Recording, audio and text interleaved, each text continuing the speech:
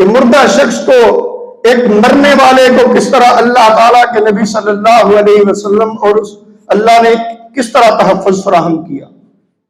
یہ ہمارے دین کے اندر یہ لاز موجود ہے، کسی اور دین کے اندر نہیں ہے.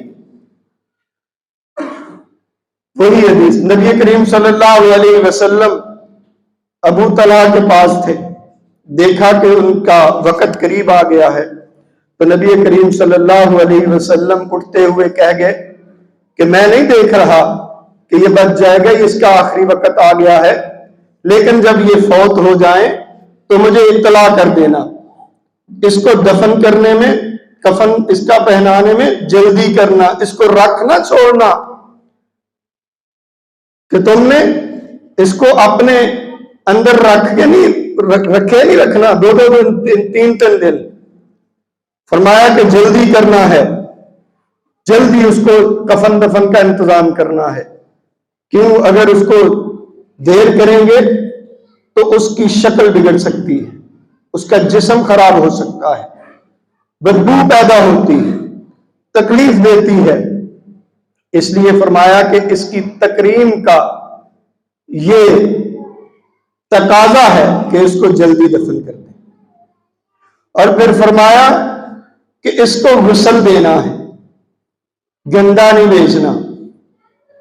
یہ ایک مردہ شخص کی تعظیم ہے، اس کی تکریم ہے، اس کی عزت ہے.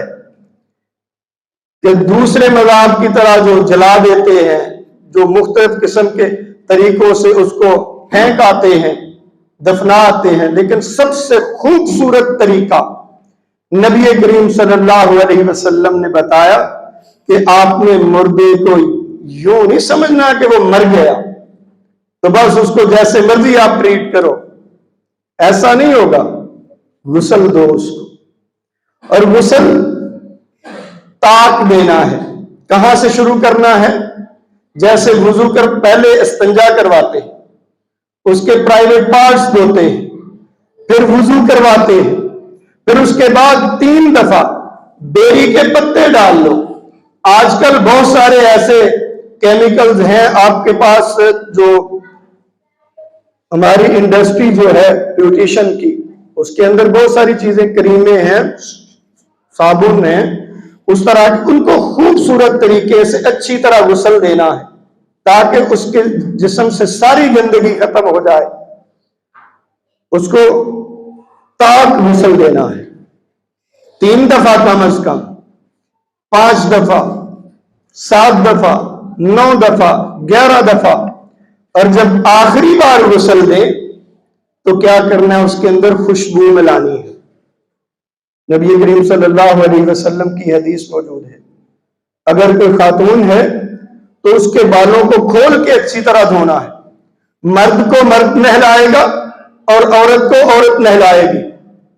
کچھ ایکسیپشنز ہیں، لیکن اصل طریقہ یہی ہے کہ مرد کو مرد غسل دے گا، عورت کو عورت غسل دے گی، اور کپڑے کے ساتھ اس کے پارٹس کو دھونا ہے، اس کے اعضاء کو دھونا ہے. اور کور ہو، ننگا جسم تو اس کے سارے کپڑے اتار دیے جائیں، لیکن پردے کے اندر اس کو نہلایا جائے.